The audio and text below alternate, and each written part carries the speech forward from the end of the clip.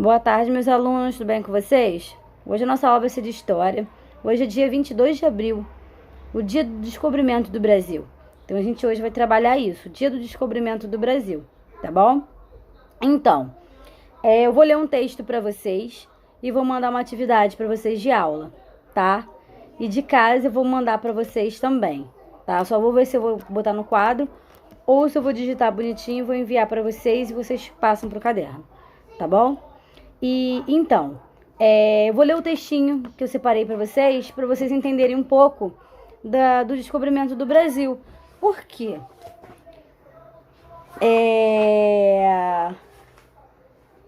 No nosso livro, ele fala dos portugueses e os indígenas, né? Então, eles falam que os portugueses chegaram ao Brasil no dia 22. Então, assim, aborda com o que a gente estava estudando. Então, é um texto bacana para a gente complementar o que a gente estava estudando na unidade 1 de História, tá bom? Então, vamos lá. O dia 22 de abril de 1500 marcou oficialmente a chegada dos portugueses ao território brasileiro. E esse evento é muito conhecido como o descobrimento do Brasil. A chegada dos portugueses aqui foi um dos momentos mais marcantes das grandes navegações, realizadas por eles durante todo o século XV. A partir desse conhecimento, a presença portuguesa no território foi constante, embora diminuta no início. A partir da década de 30, medidas colonizadoras foram implementadas aqui. A chegada dos portugueses ao Brasil foi um dos maiores momentos das grandes navegações, processo iniciado pelos portugueses no século XV. As grandes navegações são como conhecemos as expedições exploratórias, organizadas pelos portugueses no Oceano Atlântico ao longo desse século. Isso só foi possível graças a uma série de fatores.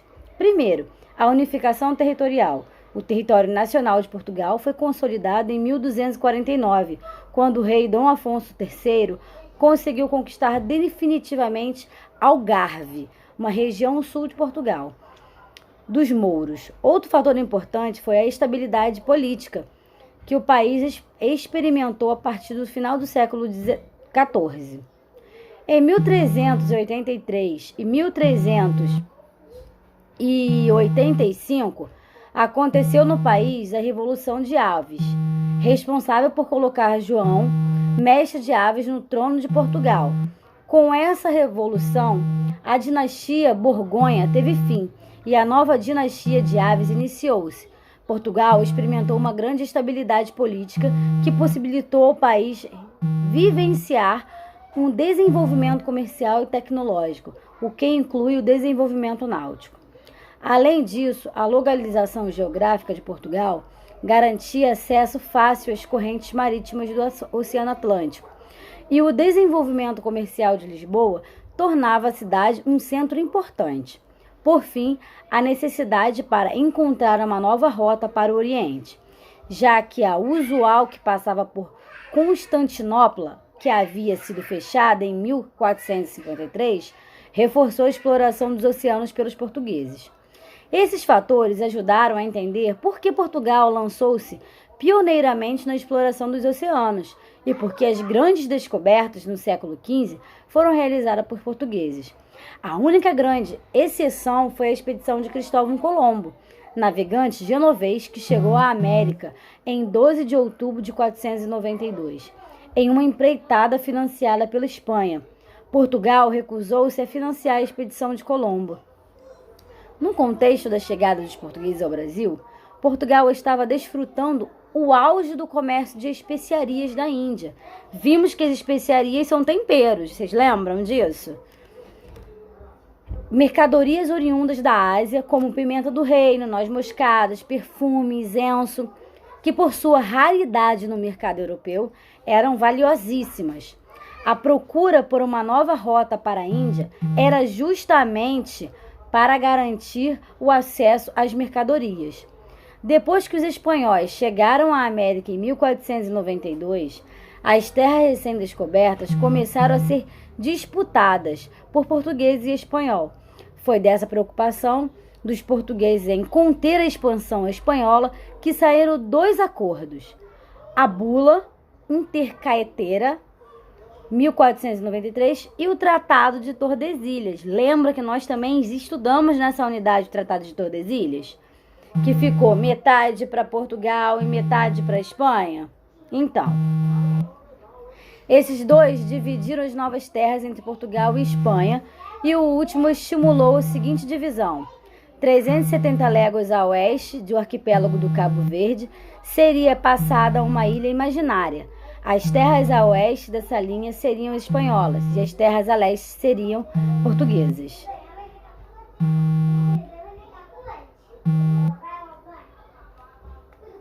Então, nesse contexto de exploração das possibilidades,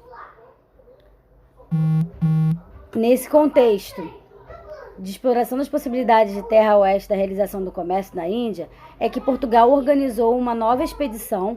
O nome escolhido para liderá-la foi o de Pedro Álvares Cabral, cavaleiro de Ordem de Cristo desde 1494, importante ordem de cavaleiros.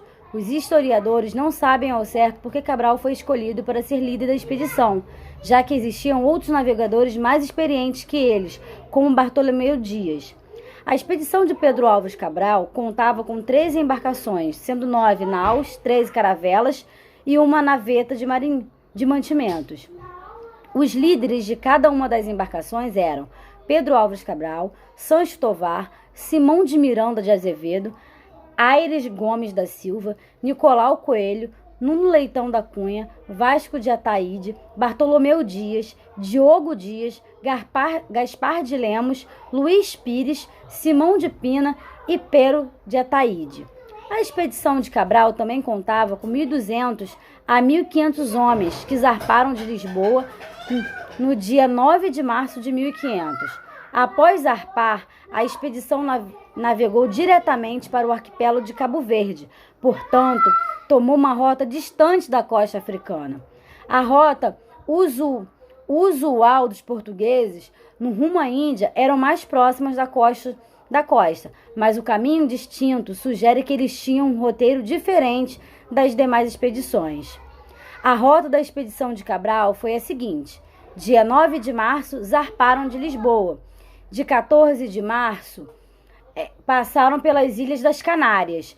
Dia 22 de março, passaram pelo Cabo Verde. 23 de março, desaparecimento do nau do Vasco Ataíde. De 29 a 30, adentraram a região da calmaria na zona equatorial. 10 de abril, passaram a 210 milhas de Fernando de Noronha.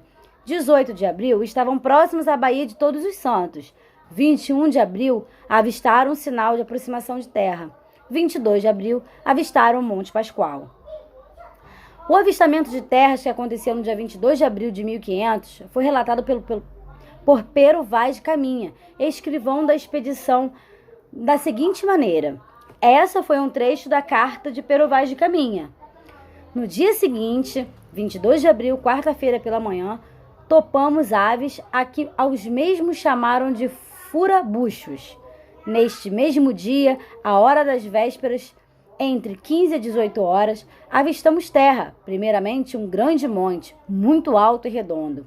Depois, outras serras mais baixas, da parte sul em relação ao monte, e mais terra, sã, com grandes arvoredos. Ao monte alto, o capitão deu o nome de Monte Pascoal, e a terra de Vera Cruz. Após terem avistado a terra no dia 22 de abril, foi só no dia seguinte que Cabral decidiu enviar homens por ela. E foi aí que os primeiros contatos entre portugueses e nativos aconteceram. O relato de Pero Vaz de Caminha sobre eles afirmou que eram pardos, todos nus, sem coisa alguma lhes cobrisse suas vergonhas. Traziam nas mãos arcos e flechas. Essa primeira expedição marcou os contatos iniciais entre portugueses e nativos. Foi comandada por Nicolau Coelho. Ele e outros homens foram enviados para as margens da praia em um bote para estabelecer uma relação com os indígenas, e esses contatos, naturalmente, foram pacíficos em uma outra paisagem sobre os nativos. Pero Vaz de Caminha afirma que, outro trecho da carta, a feição deles é parda, algo avermelhada, de bons rostos e bons narizes. Em geral, são bem feitos. Ambos traziam os lábios de baixo furado e metido nele um osso branco, e realmente osso, do comprimento de uma mão travessa e da grossura de um furo de algodão, agudo na ponta como um furador. Mete-nos pela parte de dentro do lábio e a parte que fica entre o lábio e os dentes. É feito roque de xadrez, ali encaixado de madeira, e não prejudicar a falar e comer e beber. O contato foi calmo, houve troca de presentes entre as duas partes e alguns dos indígenas foram levados às embarcações, onde estava o capitão Mor Cabral, para que ele os conhecesse. Foram-lhes dados alimentos e vinho, mas eles rejeitaram a comida e não gostaram do que experimentaram, segundo o relato de Caminha. Os portugueses seguiram mais alguns dias explorando a costa brasileira. No dia 26 de abril, um domingo, celebraram a primeira missa no Brasil, realizada pelo Frei Henrique de Coimbra. Depois, os comandantes da expedição decidiram enviar a embarcação para Portugal, com uma notícia e achamento de uma nova terra. Pero Vaz de Caminha também foi nomeado para relatar com detalhes as novidades das terras encontradas. No dia 2 de maio, a expedição de Cabral partiu do Brasil em direção à Índia. O rei português, Dom Manuel I, ficou sabendo da notícia do achamento de uma nova terra ainda em 1500. Apesar disso, o Brasil ficou em segundo plano, uma vez que a prioridade portuguesa naquele momento era continuar o comércio com a Índia. Foi somente a partir da década de 1530, com o declínio do comércio de especiarias e a invasão francesa, é que os portugueses iniciaram a política de colonização. Nesse primeiro momento, eles implantaram algumas feitorias no litoral brasileiro e passaram a explorar o pau-brasil, que a gente também estudou nessa unidade. Curiosidades. O pagamento de Pedro Álvares Cabral foi de 10.000 cruzados, o equivalente a 35 quilos de ouro. Ele também poderia comprar e vender toneladas de pimenta e 10 caixas de especiarias. Um marinheiro comum, por sua vez, ganhava 10 cruzados mensal, além de 10 quintais de pimenta. Pedro Álvares Cabral tinha 1,90 m de altura. Era comum que nessas expedições marítimas da Idade Moderna, mulheres fossem levadas escondidas nas embarcações. O escarbuto, doença causada pela falta da vitamina C, era uma das grandes doenças que mais afetava os marinheiros no período das grandes navegações. Ainda não se sabe o que houve com o nau de Vasco Ataíde, uma das 13 naus da expedição de Cabral, mas acredita-se que tinha naufragado durante uma tempestade. O primeiro nome dado ao Brasil foi Ilha de Vera Cruz, depois passou a se chamar Terra de Santa Cruz. Outro nome pelo qual o Brasil foi chamado, à época, foi Terra dos Papagaios, em decorrência à quantidade de papagaios que havia aqui. Pero Vaz de Caminha, quando relatou o achamento do Brasil para o rei português, acreditou que as novas terras eram, na verdade, uma ilha. A ilha de Fernando de Noronha tem esse nome referência a Fernão de Noronha, fidalgo português que recebeu a ilha como capitania do rei de Portugal em 1504. Olha que legal! Olha que curiosidade! Não sabia também que a ilha de Fernão de Noronha era uma homenagem ao Fernão de Noronha. Olha que legal, bacana! Estima-se que a chegada dos portugueses, aproximadamente 7 milhões de indígenas, viviam no território brasileiro. Quando a expedição de Cabral partiu do Brasil em 2 de maio de 1500, 2 grumetes, desertores e 2 degredados foram deixados no território com os nativos. Antes de chamar Pedro Álvares Cabral, o nome do líder da expedição portuguesa era Pedro Alves Gouveia. A troca de nome deu-se com o abandono do sobrenome de sua mãe, que é a Dona Isabel Gouveia, e a adesão do sobrenome de seu pai, Fernão Cabral. Então, um resumo: a chegada dos portugueses ao Brasil foi parte de um processo das grandes navegações. Pedro Álvares Cabral foi o líder das expedições, composta por 13 embarcações a cerca de 1.200 homens. O primeiro ponto do Brasil avistado pelos portugueses foi a região de Monte Pascoal, na Bahia, em 22 de abril de 1500. A primeira missa aqui realizada aconteceu no dia 26 de abril de 1500 e no dia 1º de maio a expedição partiu para a Índia. O primeiro nome dado ao Brasil, como consta na carta de Pero Vaz de Caminha, foi Ilha de Vera Cruz. Então essa é a nossa história do Brasil, gente. Essa é a nossa história. Uma curiosidade. Então, eu vou mandar para vocês uma atividade com um textinho igual os outros. Vocês vão copiar no caderno de história, tá? Pode fazer no História Aula. E nós temos também no livro, na página 393, uma atividade de Tiradentes. Então, vocês fazem também, tá? Eu vou passar o dever de casa, como eu falei, digitado ou escrito no quadro.